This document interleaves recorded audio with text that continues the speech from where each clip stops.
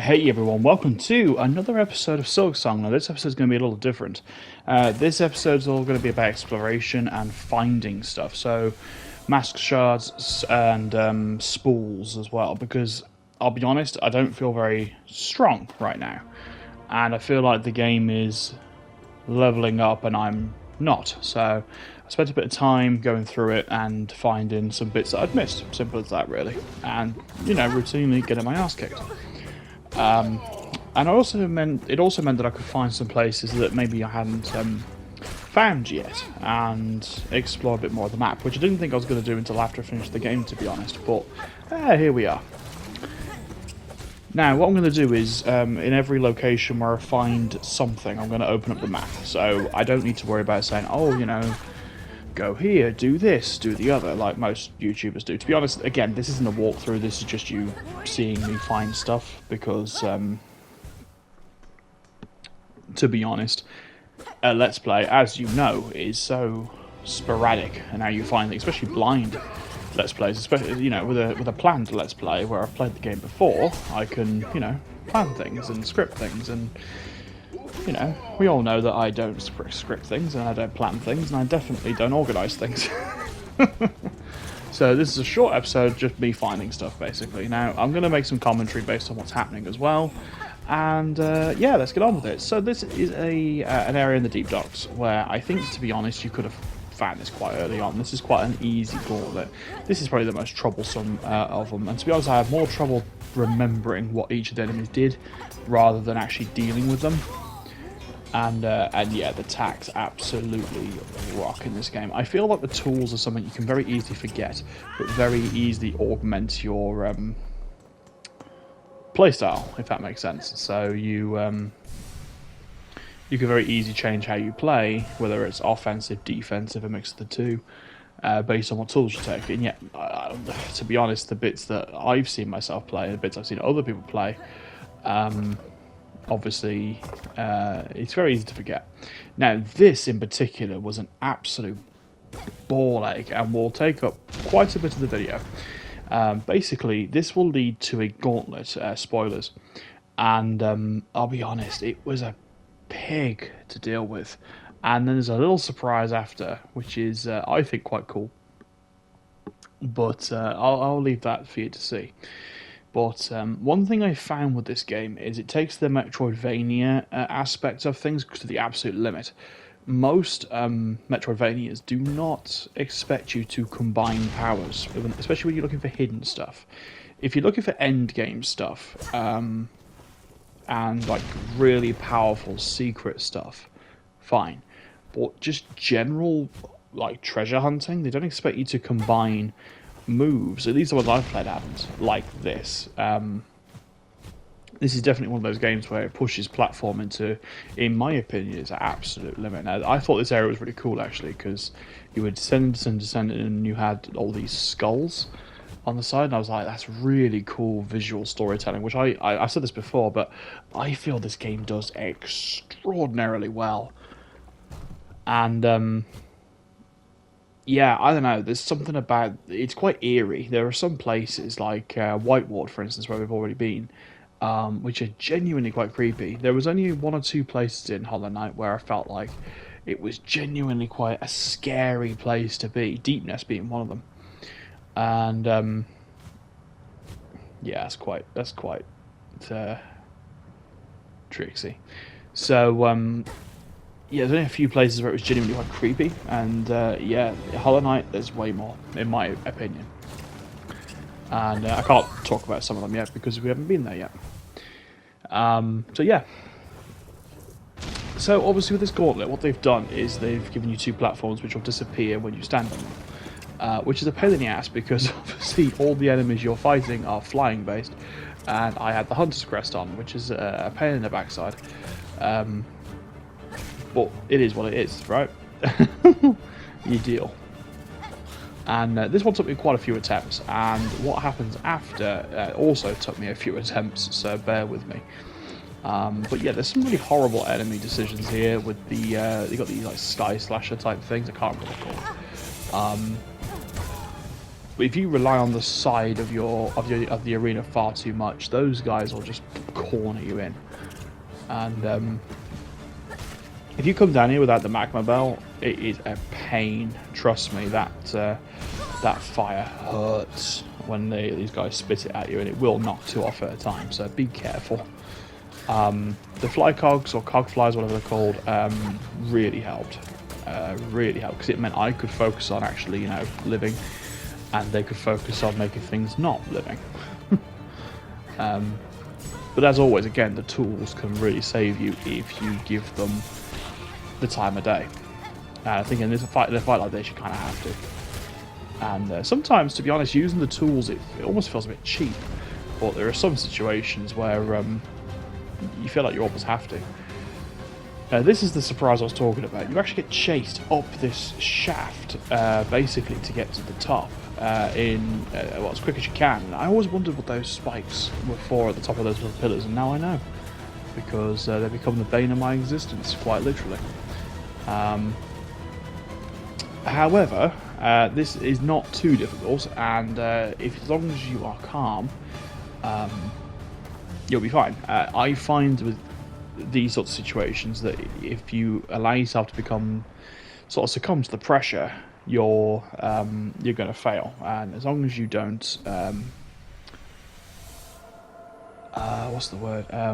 succumb to the pressure, you'll be absolutely fine. The only thing that changes with this is obviously you've got lava chasing you, and you have 2 or 3 of the flying bugs firing at you. But to be honest, if you're moving that fast, they won't be able to keep up with you. Now, you join us on Mount Fae. Now, this one was a bit tricky, so I had to actually look this one up. Basically, what I was doing, I was using a walkthrough to tell me how many master shards and spools were in each area. I wasn't using one to show me where things are.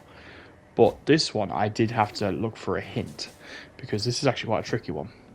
Getting to it is actually quite easy, but you have to know how and where you're going. Otherwise, you could be wandering around for ages. Because Mount Fae is a very sparse area, but it's very big. Like it's not very densely populated, but it is big. And because it's all platforming challenges, you can lose all your masks very, very quickly. Now I found this really cool lever here, which took me down to a place where I was ultimately looking for. And once you know where the shard is, it's actually quite easy to find. It's just, like I said, it's getting there and knowing how to get there. And I actually really like Mount Fae because it's an interesting area, because it forces you to do something that actually has only been a byproduct till now, which is the platforming. And the platforming has been pretty hard up till now, but it hasn't been centre stage yet. This area is very much centre stage, and I like that because it was quite a rarity in Hallownest for it to be centre stage. In this game, it's actually a lot more prevalent. And I found a way back down to that bench, which is really cool. And then basically, I take a left from the bench, and I'm basically here. You just jump through here and move up.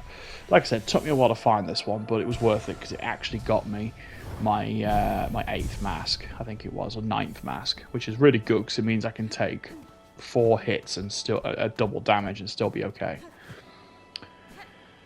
So we're nearly at the halfway point, and we are in the coral chambers. Now I found out how to open that. You just have to attack it. I'm a dunce. It was me using the Delver's drill and all the rest of it, and it was just, you just had to attack it.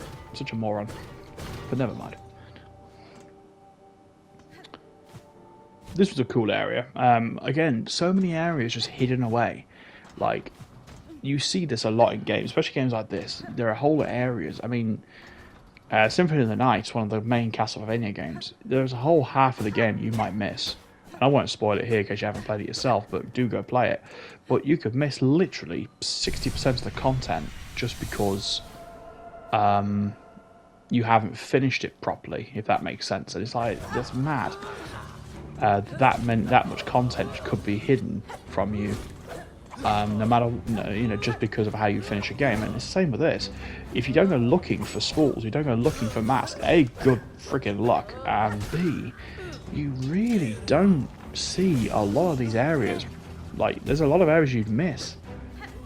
Now, we're back in the underworks here, and this was a gauntlet that I found by accident while I was looking for spools and shards. I think I'm onto spools now. But this gauntlet, again, not too bad. It took me by surprise a little bit. That's why I had a bit of a crappy start, to be honest. And that's where I am. And yeah, it wasn't too bad. Once I knew there was an actual gauntlet there, it wasn't too bad.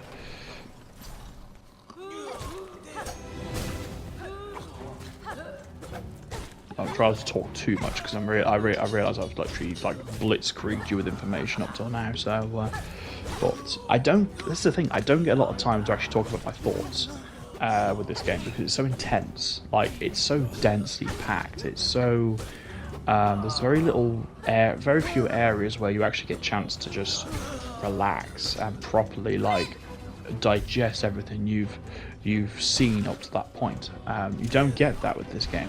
Again, I'll compare it with Hollow Knight, but there are some areas in Hollow Knight where it's very, very loosely packed, whereas in this game it's very dense. Like, it's very dense. If it feels too quiet, there's probably an enemy around the corner or a boss about to happen. Now, I'll be honest, I do actually have a critique about this game, even though I think the game's brilliant. I think there's too many of these gauntlets. I think they're cool, used in moderation. I'll be honest, the high haul ones, it broke me completely. And that was that was the straw that broke the camel's back. It was fun, but it was frustrating. It was the first time I properly felt frustration in this game, and I felt like I wasn't strong enough to deal with it. When really it was probably just a skill issue, because I suck. But in all seriousness, the fight was fun. But again, gauntlet fights, they're not my favourite way of doing things, and it just feels like a bit of a skill check, air quotations, and I guess that's what it is. But I don't know, it's not for me. I'd much rather be stuck on a boss for half an hour, 45 minutes, and learning that rather than trying to overwhelm the overwhelmers, so to speak. Now, this one was really easy. This is in the cauldron area, which is actually an area I didn't really get to explore like a lot, to be honest. But it's a cool area. It's very small. Again, very densely packed, but very small. And I found a spool here. Is the next one Whitewood? Yeah, this was an area that I actually stumbled upon again by mistake. I knew there was a spool here, and I also knew there was a quest here, so I went into the quest, and it's following Sherma into Whitewood, and the route it takes you on is actually quite out of the way, so to speak. Now, this is actually me again I had to use a guide for this one because I knew there was two things to find, and yeah, I was having major trouble finding one of them. One of them, again, is just a gauntlet fight, which is a bit annoying, but the first one is quite tricky, actually, and again, unless you were using a guide or unless you were being extremely thorough, I don't know how you'd ever find it, but that's this game for you. And again, Hollow Knight is exactly the same. But yeah, I went in here and I saw those things again, and I was like, nope. I am out of here. See ya. Ta-ta, mate. So basically what you have to do is call the elevator up. You have to loop around, call the elevator up, and get in there before the elevator passes it. It's not difficult, but you have to be relatively proactive about it. Like, you can't mess about. Like, you saw I accidentally gripped the thing there, and it slowed me down, and I very nearly missed it. And that'll get you a spool, which is really cool, actually. It's a nice little puzzle, but again, I don't know how easily that would be found if you weren't specifically looking for it. like using a guide or using a walkthrough or something like that. Again, I'm trying not to use guides or walkthroughs as much as I possibly can, simply because I want to enjoy the game for what it is. But when it comes to exploration, like I said, I haven't got 60 hours to go through a game like this. So this was me getting the quest, Balm for the Wounded. This was the Sherma quest that sent me back into Whiteward, hopefully for the last freaking time, because it's one of those areas that I actually think is quite spooky. And yeah, I don't know, it's just weird. Now these guys are a pain in my anus. Seriously, I hate these guys. They move unpredictably, they've got a really wide range of attack, and they only feature in an area where your movement is so severely restricted that it would actually cause you problems. Obviously, I was tracking Sherma, and it led me past another one of these things, and I think I actually avoided this one, to be honest. I was like, yeah, I've dealt with you. You're in the Codex. Don't worry. I'm not dealing with you again. Yeah, you enter this little area, and basically, it eventually devolves into a gauntlet, which is a shame, but it is what it is. There is a cool little interaction with Sherma afterwards, though, which is quite cool.